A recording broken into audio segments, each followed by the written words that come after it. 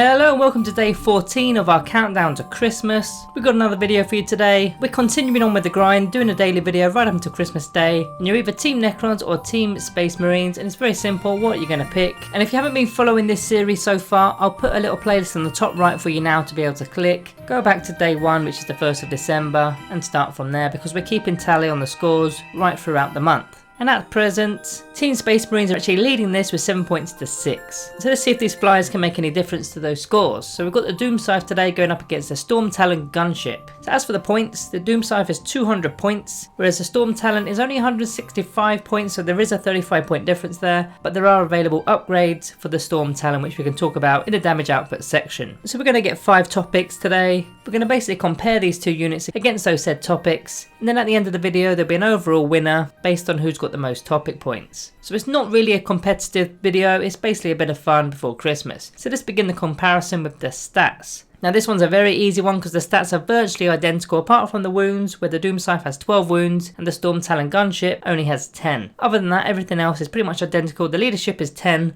on the Doom Scythe, but that makes no effect whatsoever. So that's an easy point there for the Doom Scythe. As for the abilities, so both of these flyers have got the following abilities. They've both got supersonic, they've got that restricted movement, they've got the explode ability, they've got the hard to hit ability, so you're going to subtract 1 from the hit roll if you want to hit these flyers at range, and they've both got the airborne ability, so only units with the fly keyword can actually get into engagement range of these units and then fight them. But as for their more unique ability, so you've got living metal for the Doom Scythe, so you can regain a lost wound at the start of the turn, and command protocols, which is not really going to benefit from because it's not likely going to be within 6 inches of a character model, but it's still got it for those off chances. Now the Storm Talon's got the Angels of Death ability. Out of the 4 abilities there, it's only really combat doctrines that are going to have any effect whatsoever, adding AP to the weapons, but it's also got an additional ability which is the Hoverjet ability, which effectively turns off the airborne, hard to hit and supersonic abilities, puts its movement down to 20 inches, but that actually is a good thing because previously you were restricted with a minimum movement and a 90-degree pivot, so your opponent could actually screen off where you're going to go or just predict where you're going to go with your flyer. Whereas with the Hoverjet ability, you can literally go into hover mode and stay stationary if you wanted to, so you're less predictable. So for that reason alone, I'm giving the point to the Storm Talon Gunship. Now onto the damage output, starting with the Doom Scythe. It's got 3 shots with a heavy death ray, which are strength 12 minus 4 AP and D3 plus 3 damage. Us Necron players definitely welcome more of that kind of damage. We're normally stuffed with a D6 kind of weapon, which we don't really like, but this one is a D3 plus 3. Now if you're firing that with the ballistic skill value of a 3 plus 3 shots, you'll get 2 hits on average, causing 1.3 wounds. So basically you're expecting one of these to go through. Unless there's some sort of in-run save or a 6 plus armor save or something, you should be on average doing 5 damage with it. It's then got the Twin Tesla Destructor, 36 inch range, heavy 10, strength 7, no AP, 1 damage, and any 6s will cause 2 additional hits, which on average effectively gives you a ballistic skill value of a 1. So with 10 shots you should expect 10 hits from them on average. And if you're going against toughness 3 models or less, you'll expect roughly 8 wounds to go through. Now if you're going against toughness 4, 5 or 6, of course it's going to get a little bit more trickier because you now need 3s to wound, so only expect between 6 and 7 wounds to go through there. Then finally, if you're going against toughness 7, you're going to need 4s to wound, so you're going to half your dice instantly there with only 5 wounds going through. But it's 0 AP and only 1 damage, so it's not likely going to be doing much against the vehicle model. Now with the Storm Talon Gunship, it's got the Skyhammer missile launcher and a twin assault cannon. So this has got a really good range of 60 inch range, the Skyhammer missile launcher, heavy 3, strength 7, minus 1 AP and D3 damage. You actually get a +1 to hit if you're going up against flyers, but there's not many flyers in the game, so I've kind of taken that off the image here. Then the Twin Assault Cannon to only 24 inch range, but it's heavy 12, strength 6, minus 1 AP and 1 damage. So both of them kind of do the same sort of thing, very similar in strength. If you're going up against toughness 3, you may as well put all these together. 15 shots in total, getting around 10 hits on average, causing around 8 wounds there. That's before any armor saves are taken, of course. But even when you take those figures that we've just said there, 15 shots, 10 hits and 8 wounds on average, and you're comparing that to the Twin Tesla Destructor on its own, which is only 10 shots, that's also doing 8.3 damage on average, and that's even without the actual heavy death ray. So at this point in time, the Doom Scythe is winning. However, there are war gear options for the Storm Talon Gunship. You can take away the Skyhammer missile launcher, which I definitely would. I don't think it's worth it.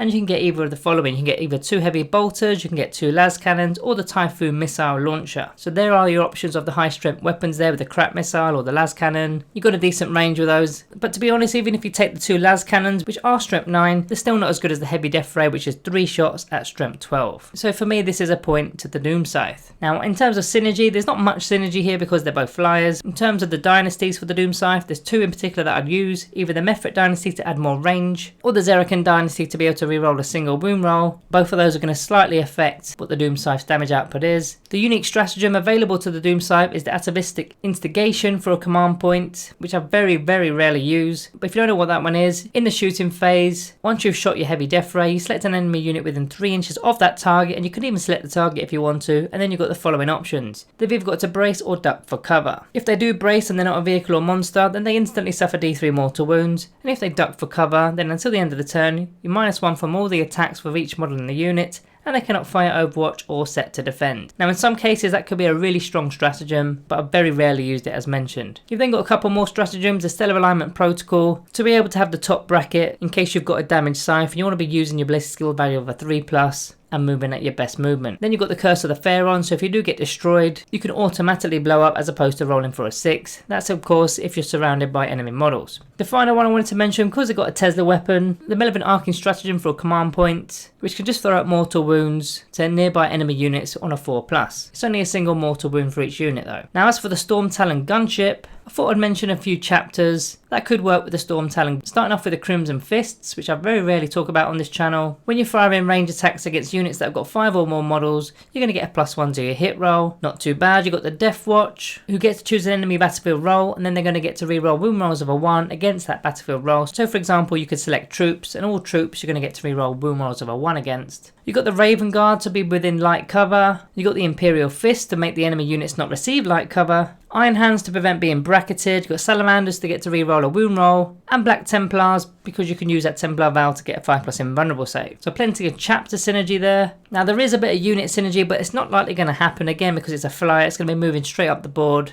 But if you do go into hover mode, you could potentially use a Librarian with the Psychic Fortress to put a 5+ invulnerable save on in that way. But as mentioned, he's probably not going to be within range for most of the battle. Then there's that one last stratagem, because it's a vehicle, you can ignore mortal wounds on a 5+. So I'm going to split the points between them both on this occasion. Neither of them have got that much synergy within the Codex. Just a slight bit of synergy with the Dynasty or the chapter perhaps. Then lastly onto the Resiliency, and this one's an easy one, not so much because of the amount of wounds it's got, but also the living metal ability, so it's going to keep popping wounds back, which then means it's less likely to be bracketed, so it can be moving its full distance away from any danger, so I'm going to give that point to the Doom Scythe. But all in all, I've scored this one 4 points to 2 in favour of the Doom Scythe, which is actually quite shocking for me. I thought the Storm Talon Gunship was going to win this one hands down, but it is 4 points to 2 to the Doom Scythe. So that has again tied up the scores 7 apiece. It's still anyone's game and there's still plenty of time. So guys, that's the end of the video. Like and subscribe, put down in the comments which unit you think should win this battle and explain why, in a constructive manner of course. These videos are just a bit of fun after all. So other than that, all that's left to say is thank you all for watching and I'll see you tomorrow.